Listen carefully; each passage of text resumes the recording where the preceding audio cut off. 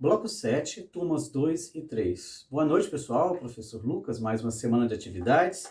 E para hoje nós vamos falar um pouquinho sobre o processo de independência do Brasil, ou a culminação desse processo, a continuidade. Quando a gente fala de processo de independência, pessoal, a gente está falando disso mesmo, processo, algo que vai acontecendo aos poucos. Não é de uma única vez, né? Não é o dia que o Dom Pedro I foi lá, ou independência, ou morte, pronto, acabou. Claro que não. Houve todo o processo. A gente já falou e já estudou um pouquinho sobre a Conjuração Mineira, né, que os mineiros tinham a ideia de independência da província de Minas e que, obviamente, se estenderia a um processo revolucionário pelo Brasil. Nós vimos depois o mesmo processo de conjuração lá na Bahia, e nós vamos um pouquinho sobre a questão da família real, vamos estudar um pouco mais aprofundado nas próximas semanas, e nós vamos ver hoje essa questão do processo, pessoal. É importante entender que a independência ela é um processo, ela não é de um dia para a noite, ela tem vários atores, vários personagens, não apenas o Dom Pedro I, obviamente que não, certo? Então no seu texto hoje, você vai ler essa página, certo?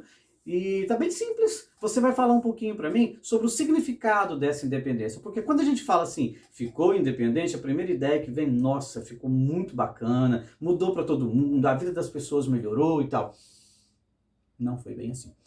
Certo? A independência do Brasil ela foi um processo histórico construído, mas muita coisa continuou do mesmo jeito que estava. Não mudou. Por exemplo, um exemplo básico, dá só um, os outros estão aqui no livro, você vai copiando na atividade para mim. Um exemplo básico foi a escravidão, por exemplo. Ela permaneceu por tempos, não acabou, foi continuando. Então, esse processo de independência, ele continuou com algumas permanências, também sofreu algumas mudanças. O processo de história é sempre assim, permanências e mudanças. Correto, pessoal? Então, de história é isso. Tem um desenho aqui, nós vamos falar um pouquinho sobre a chegada da família real aqui no Brasil, nós vamos aprofundar posteriormente, mas hoje eu queria que você simplesmente ficasse um pouco atento a essa questão, que o rei Portugal, com a sua família toda, aquela galerinha toda de nobre, aquele monte de puxa-saco, veio todo mundo para o Brasil de uma hora para outra, fugindo do Napoleão para cá. Certo? E essa vinda da família real, ela provocou, como a gente já comentou, uma série de questões, tal como aquela do comércio, liberou o comércio com os ingleses, todo mundo podia comprar, todo mundo teve mais liberdade, todo mundo experimentou uma sensação de independência. Agora eu posso fazer as coisas. E eu queria que vocês lessem a página que está aqui, certo? E depois fizessem uma análise do desenho. Se você tiver dificuldade de fazer a análise do desenho, quinta-feira a gente comenta. Pode ser assim, para não ficar um vídeo longo e também para você tentar um pouquinho e não ficar te dando as respostas, ok?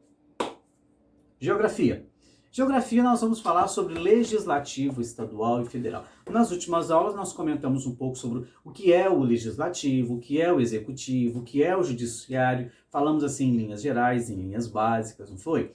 A gente comentou um pouco que esses poderes, eles foram propostos por Montesquieu para tirar o poder da mão de uma pessoa só, ou de um grupo, né? Que era, no caso, representado pelo rei, que tinha todos os poderes em suas mãos. Hoje, os estados modernos têm esses poderes divididos, legislativo, judiciário, executivo. Hoje nós vamos falar sobre legislativo. Aqui no texto da página aqui tem as funções do legislativo, o que ele faz, como ele é composto, onde que eles vivem, que eles vivem assim, né? Onde que eles trabalham, que eles organizam o seu trabalho, né? As câmaras municipais na cidade, as assembleias estaduais, o Congresso Nacional. Aí você vai dar uma lida.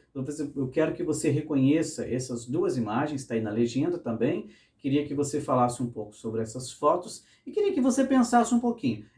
Quem é que exerce esse poder e como que essa pessoa que exerce esse poder, ela chega onde está? Será que ela nasce deputado? Ela nasce vereador? Ela já nasce com alguma indicação, com alguma, digamos, algo que a possibilita estar lá? Ou não?